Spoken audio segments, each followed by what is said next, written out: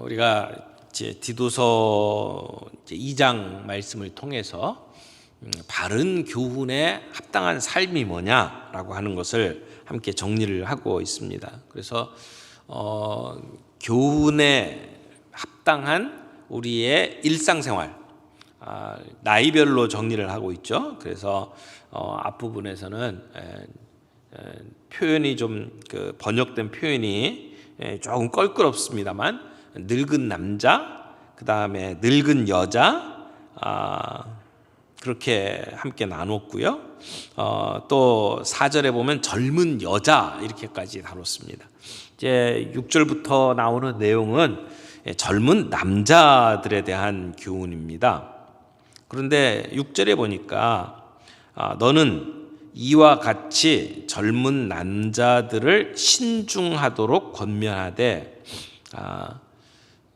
이 본문 말씀을 그대로 번역을 하면 젊은 남자들을 신중하도록 권면하라, 이렇게 번역할 수 있어요. 명령형이에요. 권면하라라고 하는 명령이에요.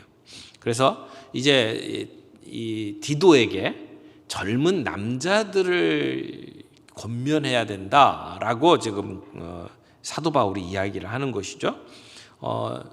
이와 같이라고 하는 표현을 보니까 그 앞부분에 젊은 여자들에게 요구했던 항목이 이 젊은 남자들에게도 해당되는 것을 알 수가 있어요. 이와 같이 앞에 젊은 여자들에게 해당했던 그 교훈은 뭐예요?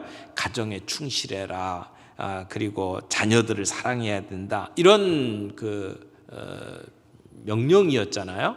그러면 이 얘기가 젊은 여자들에게 주셨던 그 권면이 지금 젊은 남자들에게도 똑같이 해당된다라고 하는 것이죠. 그래서 가정에 충실해야 되고 아내를 사랑하고 자녀들을 사랑해야 한다라고 하는 것이 이와 같이라고 하는 말로 연결이 될 수가 있습니다. 지금 우리 사회에서는 이렇게 말하는 것이 너무나 당연하게 들리죠. 근데 이 편지가 오고 갈 때의 그 당시의 상황을 보게 되면 그때는 남성 중심의 가부장 사회였습니다. 그런 사회에서 남자들에게 이렇게 가르쳐라 라고 이야기를 하는 것은 굉장히 파격적인 요구입니다.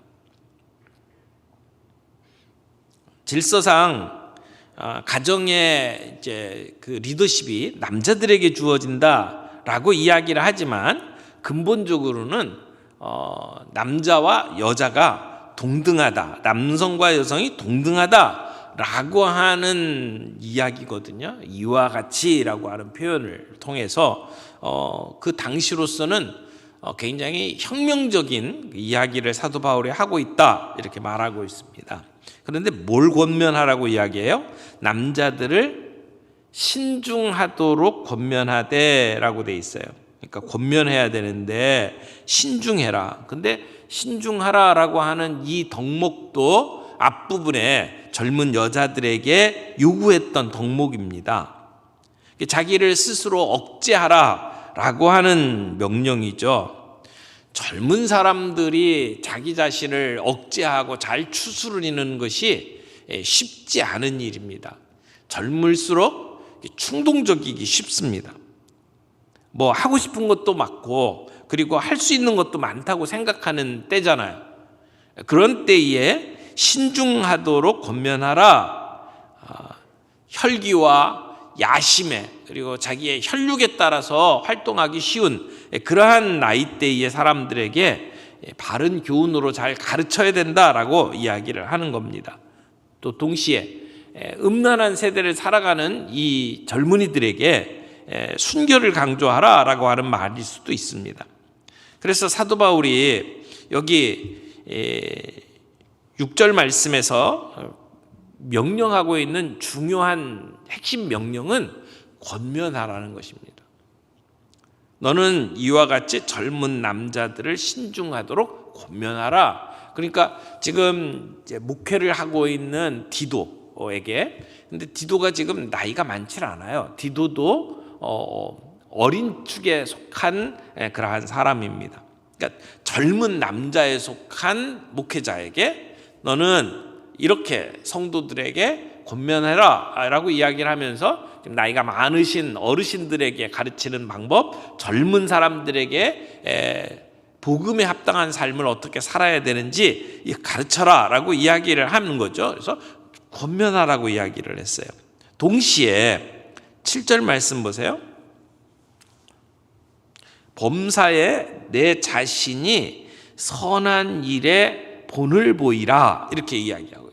지금 명령형이 사실은 두 가지예요. 지금 이 명령은 너는이라고 하는 디도에게 주는 명령인데 단순히 디도에게 주는 명령이 아니고 디도가 젊은 여자들에게 이렇게 가르쳐야 된다라고 하는 명령이에요. 근데 뭘 해야 되느냐? 첫 번째는 권면해라. 두 번째는 뭘 하라고요? 본을 보이라.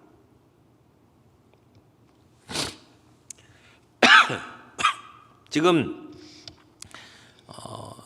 범사에 너 자신이 선한 일에 본을 보이라 라고 이야기를 해요. 권면할 뿐만 아니라 내 삶으로 본을 보이라 라고 이야기를 하는 겁니다.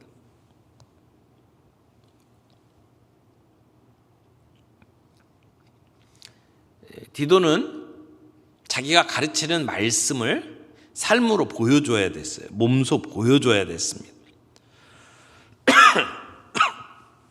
뭘 보여줘야 되냐면 그 뒤에 나오는 내용들을 보여주는 거죠. 17장 7절 뒷부분에 뭐라고 돼 있죠? 7절 뒷부분에 교훈에 부패하지 아니함과 그 다음에 단정함과 그리고 책망할 것이 없는 바른 말을 하게 하라. 이게 본을 보여야 되는 거예요.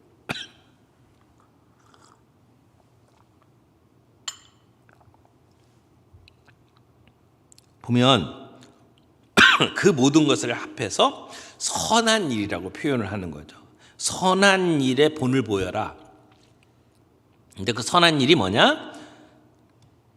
교훈에 부패하지 아니함, 단정함, 책망할 것이 없는 바른 말, 이렇게 이야기를 하는 것이에요. 그래서 이 말씀을 그렇게 정리를 하고 다시 한번 보세요. 사도 바울에게 지금 두 가지를 하라고 명령을 하는 거예요. 하나는 말로 권면하라, 또 하나는 행동으로 본을 보이라. 그런데 행동으로 본을 보이는데 뭘 본을 보여요? 선한 일에 본을 보여야 돼요. 그 선한 일이 뭐예요? 교훈에 부패하지 아니함, 단정함, 책망할 것이 없는 바른 말, 이렇게 이야기를 하는 것이죠. 지도자는 기준이 보통 사람들과 좀 달라야 된다고 생각을 합니다. 예수 믿는 사람으로 또 교회 안에 지도자들이 된다는 것은 그것이 교육자가 됐든지 장로가 되고 안수집사가 되고 권사가 됐든지 그 삶의 기준은 일반 세상 사람들하고 달라야 된다라고 생각을 합니다. 그 기준이라는 것이 무슨 뭐 공부를 많이 하고 많이 가져야 되고 이런 어떤 엘리트를 만들어야 된다 그런 얘기가 아니고, 지도자라면 그의 삶이 그가 살아가고 있는 삶이 다른 사람들하고는 달라야 된다라고 하는 거죠. 선한 일에 본을 보이는 사람이 되어야 한다라고 하는 것입니다. 우리가 그리스도인으로서 우리 주변에 있는 사람들에게 말 잘하는 사람만이 아니라 인격으로, 삶으로 사람들에게 거룩한 영향을 끼칠 수 있는 사람이 되어야 한다는 것이죠. 오늘 우리 예수 믿는 사람들이 그저 모든 사람들이 그 알만한 뻔한 얘기들만 하고 그 삶으로 그것을 증명해내지 못하기 때문에 손가락질을 받고 그리고 비난을 받고 하는 경우들이 참 많지 않습니까? 청년들이 교회를 떠나는 이유가 뭡니까? 많은 경우 보면 안 믿는다고 공공연하게 이렇게 자기 자신의 입장을 이렇게 이야기를 하는 사람들을 보게 되면 어렸을 때 교회 다녔던 사람들이거나 부모님이 교회에 중직자들인 경우들이 참 많습니다. 근데 그들이 어릴 때부터 자라나면서 부모들의 모습을 보면서 그 위선적인 신앙생활에 질렸다 이런 이야기를 하는 경우들이 참 많습니다. 고등학교 다닐 때까지는 부모님과 함께 지내야 되니까 핍박 받으면서 어쩔 수 없이 교회 나오던 애들이 이제 자유가 주어지고 자기가 뭔가 결정할 수 있는 나이가 되어 대학에 들어가게 되면 그때부터는 스스로 교회와 발길을 끊는 아이들이 참 많이 있습니다. 근데 그 아이들이 그렇게 교회의 발길을 끊는 이유가 뭐냐? 껍데기뿐인 신앙생활, 이중적인 신앙생활에 이젠 질렸다라고 이야기를 하는 경우들이 너무 많다는 거죠. 그런 사람들을 전도하기가 정말 쉽지 않습니다. 교회의 어두운 그늘을 너무 많이 알아요. 가족들이 집안에서 교회에 대한 이야기를 할 때에 교회에 대한 좋은 이야기를 하기보다는 교회에 대한 어두운 이야기들을 하는 경우들이 참 많이 있거든요. 자녀들이 있는 가운데에서 교회의 어두운 이야기들을 가지고 비난하고 비판하고 하는 것이 그 아이들에게는 앞으로 교회 다니지 말라라고 이야기하는 것과 같다고 생각을 합니다. 그러니까 본이 될 만한 사람이 없기 때문에 그들에게 복음의 내용들이 전달되기가 쉽지 않다는 것이죠. 여러분, 예수님께서 이 땅에 오신 목적을 이야기를 하려면 우리를 구원하기 위해서라고 이야기를 할 수 있겠지만, 그러나 구체적으로 따지고 보면 예수님께서 이 땅에 오신 이유는 우리에게 모범이 되기 위해서 오셨다, 본이 되기 위해서 오셨다, 그렇게 말할 수 있습니다. 사도 바울도 편지를 쓰면서 나를 본받으라 그렇게 이야기를 하죠. 형제들아, 너희는 함께 나를 본받으라 라고 이야기를 해요. 디모데에게도 사도 바울이 이야기를 합니다. 누구든지 내 연소함을 업신여기지 못하게 하고 오직 말과 행실과 사랑과 믿음과 정절에 대하여 믿는 자에게 본이 되라고 이야기를 합니다. 지금 이 디도에게 젊은 남자들을 가르칠 때에 말씀으로 권면하고 그리고 모범을 보이면서 그들을 목양하라 라고 이야기를 하는 거죠. 이것은 동일하게 교회 지도자들에게 요구하는 자질이라고 말할 수가 있습니다.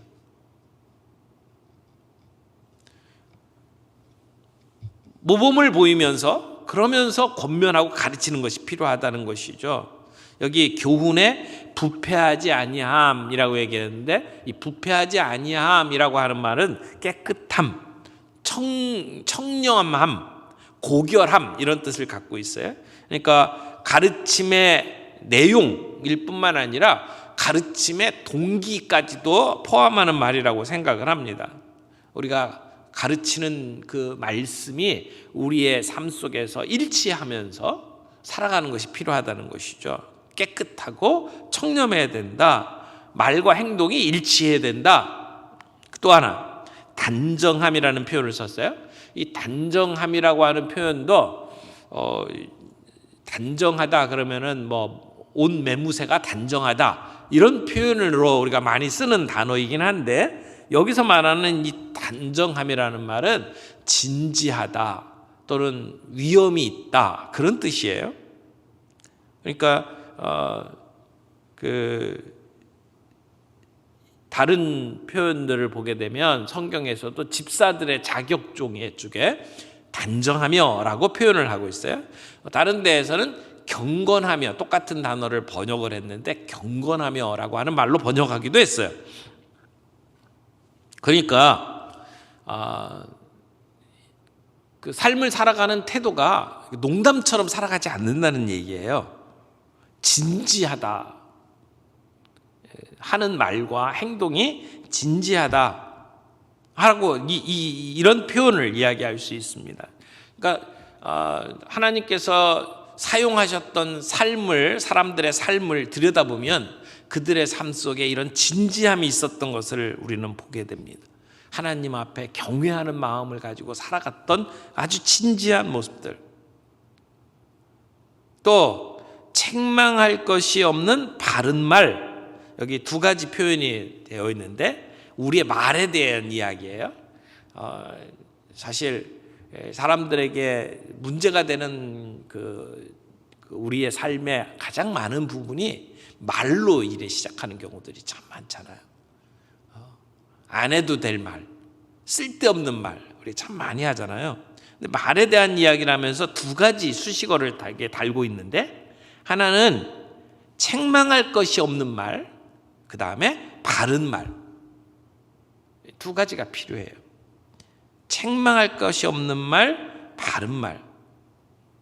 그러니까 바른 말이라고 하는 것은 앞부분에서도 계속 복음에 합당한 바른 우리의 삶 이런 이야기를 하죠. 그러니까 바른 교훈, 바른 말 거의 같은 맥락이라고 말할 수 있습니다. 그러니까 누구도 흠잡을 수 없도록 바른 말을 하라라고 이야기를 하는 거예요. 그러면 자 이렇게 우리가 모본을 보이는데 교훈에 부패하지 아니하, 그리고 단정함, 책망할 것이 없는 바른 말을 해야 되는데 우리가 이런 모본을 보이면서 가르쳐야 될 이유가 뭐냐? 거기에 이는이라고 표현되고 있죠. 이는 이유를 이야기하는 거예요. 뭐라고요? 이는 대적하는 자로 하여금 부끄러워 우리를 악하다 할 것이 없게 하려 함이라. 여기 그렇게 살아야 되는 이유가 뭐냐? 그렇게 모본을 보여야 될 이유가 뭐냐? 바깥에 있는 사람들 때문에 그렇다는 거죠.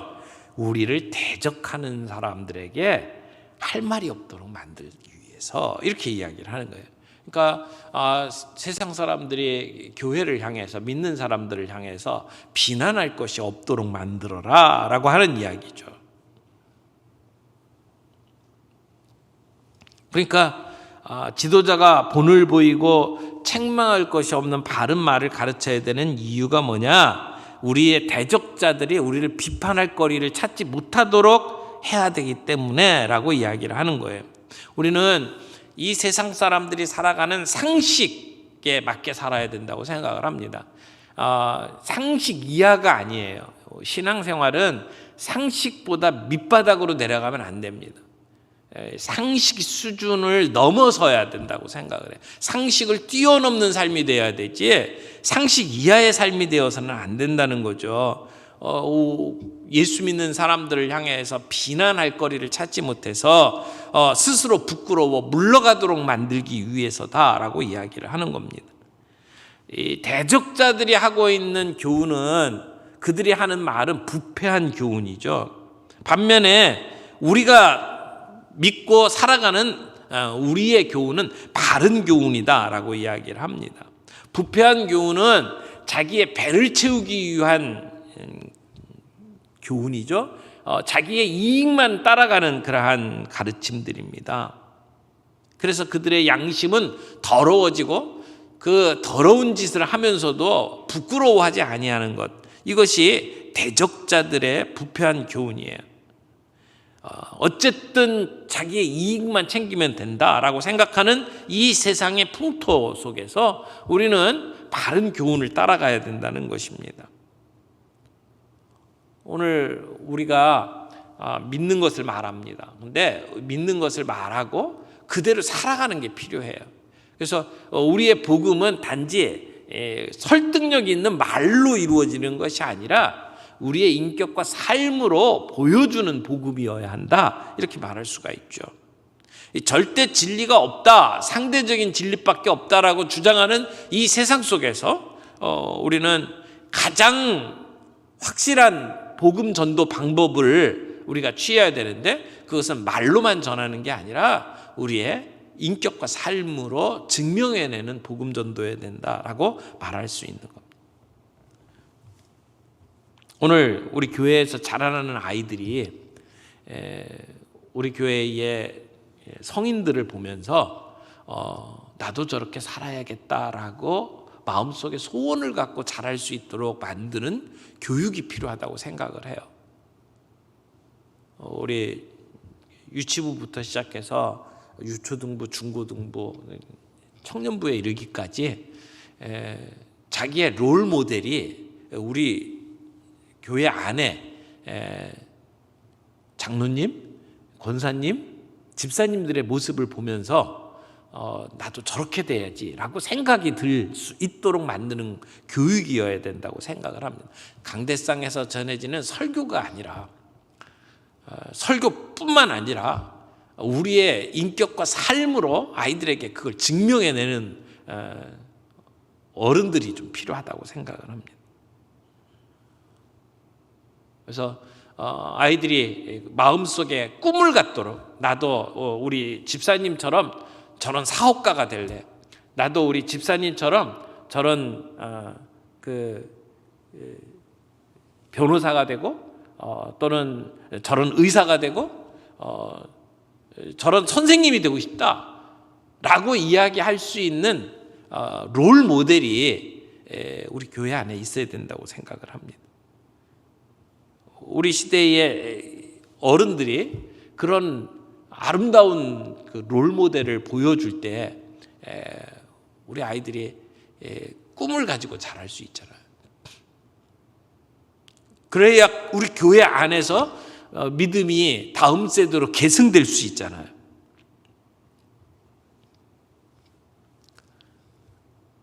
보면 부부간에 정말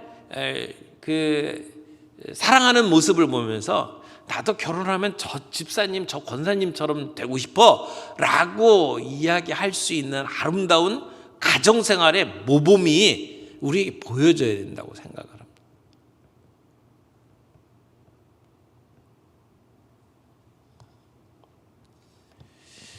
그 뒤에 이제 9절, 10절 말씀은 종들에게 주는 교훈이거든요.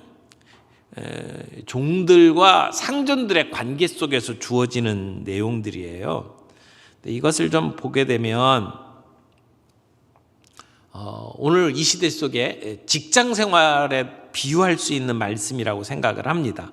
자, 9절 10절만 간단하게 좀 생각하고 오늘 말씀을 마무리하죠.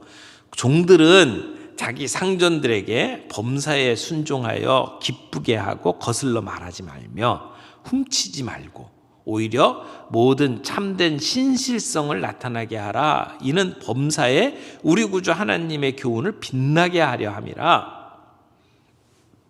지금 이 종들이라고 이야기를 하는데 이게 노예예요. 그 당시에 교회 안에 상당히 많은 사람들이 노예였습니다. 로마에 살고 있던 사람들 가운데, 그러니까 인구 숫자로 따질 때에 100명 중에 60명이 노예였다, 이런 통계가 나오더라고요. 그러니까 절반 이상이 노예였어요. 그러니까 교회 안에도 예배 드리러 오는 사람들 가운데 상당 숫자가 노예였을 겁니다. 사도 바울은 노예로 살아가는 그 당시의 사람들에게 뭐 자유를 주장하고 뭐 혁명을 일으켜라 이런 얘기를 하지는 않았어요. 그러나 그 노예들을 형제자매로 받아들여줬어요. 나중에 사도 바울이 이 빌레몬서 쓴 내용을 보게 되면 노예였던 사람을 자기의 동력자로 삼고 그 주인으로부터 도망왔던 사람을 다시 주인에게 돌려보내면서 내 형제로 받아라 라고 이야기하고 있는 것을 봅니다. 우리나라로 예를 든다면 양반집의 그 주인에게 그 상놈으로 살고 있던, 종으로 살고 있던 사람을 형제로 대하라 라고 하는 말하고 똑같습니다. 그 사회의 그 구조 속에서 이게 혁명적인 이야기죠. 이게 받아들이기가 쉽지 않은 얘기입니다. 그래서 높고 낮음을 없애버리고 공동체 안에서 한 형제, 한 자매로 받아줬다라고 하는 것이죠. 그리고 그런 사람들에게 지금 권면하고 있는 말씀이에요. 그래서 여기서 범사에 순종하여 기쁘게 하라, 여기 순종하라라고 하는 말이 나오는데 이것은 그냥 주인이 시키는 대로 따라서 해라라고 하는 말이라기보다는 자발적으로 순종하라 그런 말이거든요.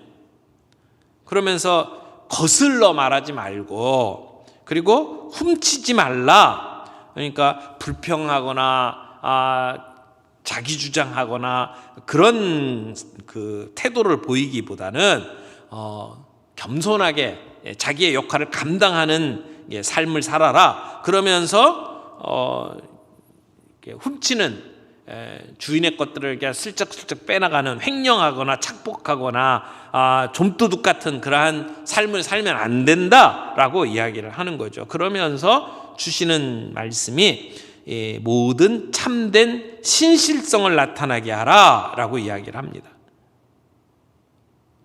그러니까 여기 참된 신실성을 나타내라라고 하는 것은 부당한 요구에는 응하지 말아야 된다, 정당하지 못한 명령에는 충성하면 안 된다라고 하는 내용까지를 포함하는 그러한 신실성이라고 말할 수 있습니다. 그렇게 살아야 될 이유가 뭡니까? 거기도 이는이라는 말로 나오죠. 아까도 그렇게 살아야 될 이유가 뭔지를 이는이라고 하는 말로 설명을 했는데, 여기도 종들이 그렇게 살아야 될 이유를 이는이라고 하는 말로 연결을 짓고 있습니다. 그렇게 살아야 될 이유가 뭡니까? 이는 지금 이 말씀에 그 살아야 될 이유를 설명을 하면서, 이는 범사에 우리 구주 하나님의 교훈을 빛나게 하려 함이라. 하나님의 말씀이 빛나도록 하기 위해서다, 이렇게 설명을 하고 있습니다. 자, 오늘 말씀 우리가 정리를 하죠. 사실 옛날 이 사도 바울 시대처럼 우리가 종을 부리면서 살아가고 있는 시대는 아닙니다만은, 그러나 우리 시대 안에 이런 불공평한 구조들을 우리가 지금 가지고 살아가고 있어요. 뭐 표현을 이야기를 하면 뭐 기울어진 운동장에서 뛰는 것과 같은 그런 공정하지 못한 그런 사회 구조 속에서 살아가고 있는 모습들을 우리가 보지 않습니까? 수많은 노동 현장에 노예와 같은 모습으로 전락한 그러한 모습들, 억압과 착취의 모습들이 오늘 우리 시대에도 동일하게 있어요. 또 외국에서 들어온 그 외국인 근로자들의 그 처우라든지 대우를 보게 되면 정말 열악하거든요. 그러면서도 우리가 사랑을 외치고 있다면 우리는 그 당시에 이 사도 바울 당시에 노예와 종의 모습들을 똑같이 이 시대 속에 우리가 보고 있는 게 아닌가 하는 생각들을 합니다. 우리가 그런 사회의 불공평한 모습들을 그대로 눈 감고 있으면 안 되죠. 그런 부분에 대해서는 우리가 소리 높여 외쳐야 되고, 또 그런 제도들을 바꿔야 되고, 우리 사회 속에 가지고 있는 이런 그 불공정한 모습들에 대해서는 법을 바꾸고 변화시키기 위한 노력들이 우리에게 필요하다고 생각을 합니다. 근데 아무리 그런 노력을 한다고 해도 우리의 사회 속에 공평한 게 이루어질 수가 없어요. 어떻게 동일한 조건을 가지고 공평하게 살 수가 있을까요? 불가능한 거거든요. 기계적인 평등은 불가능한 거예요.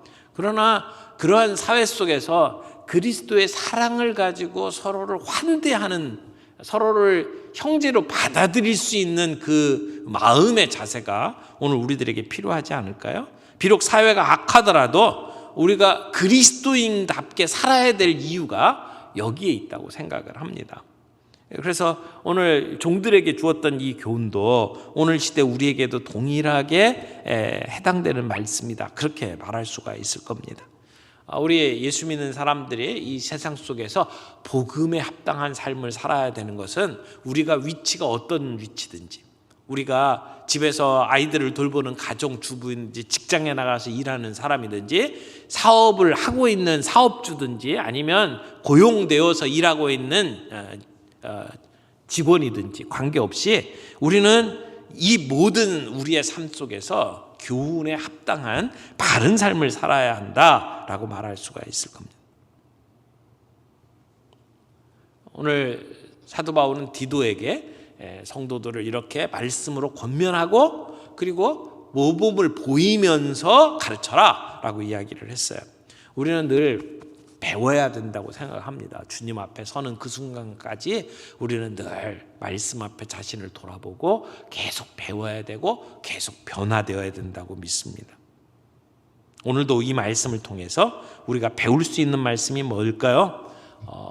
내 주변에 있는 자녀들에게 또는 우리의 다음 세대에게 우리가 믿음의 모본을 보이면서 그러면서 말씀으로 잘 가르치는 그런 아름다운 일들이 우리 교회 안에 있기를 바라고, 우리 한 사람 한 사람이 직장인은 이렇게 사는 거야, 또 사업은 이렇게 하는 거야, 가정생활은 이렇게 하는 거야, 멋진 부부생활은 이런 거란다, 이 모습들을 우리의 다음 세대에게 보여주면서 가르치면서 그렇게 영향을 끼칠 수 있는 저와 여러분들이 되기를 바랍니다. 우리 유치부, 유초등부, 중고등부 자라나는 아이들을 보면서 누구네 집 아이로 생각하는 게 아니라 다 우리 공동체의 우리 자식이다 생각을 하면서 아이 하나 뛰어놀 때에도 격려하고 그들을 끌어안고 그들을 축복하고 그러면서 아주 좋은 삶의 모범을 우리의 인격으로 보여주고 그리고 말로 가르치며 우리의 다음 세대를 세워나갈 수 있는 우리 교회가 되기를 바랍니다.